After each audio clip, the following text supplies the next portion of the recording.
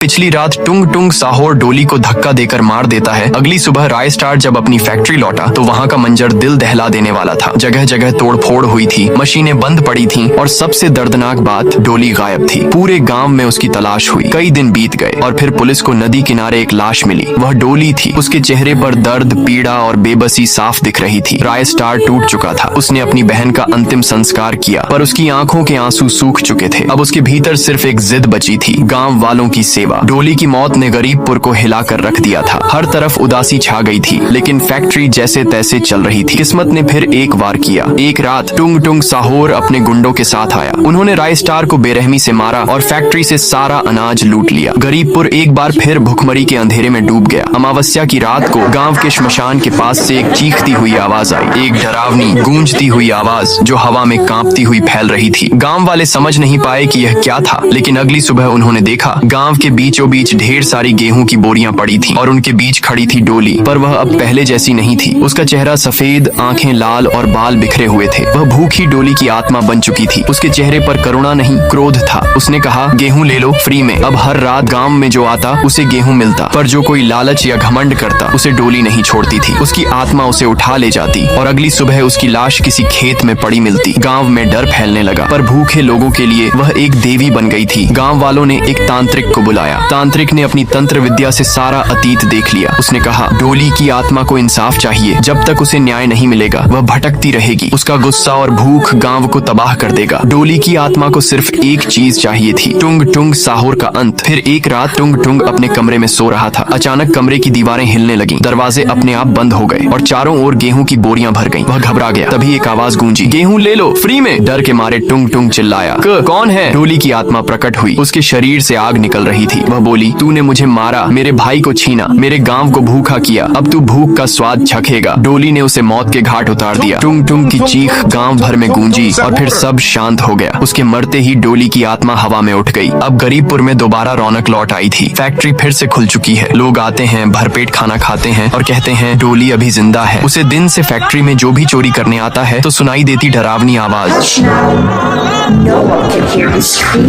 अगर आपको ये वीडियो पसंद आया तो कमेंट में लिखो, डोली अभी जिंदा है।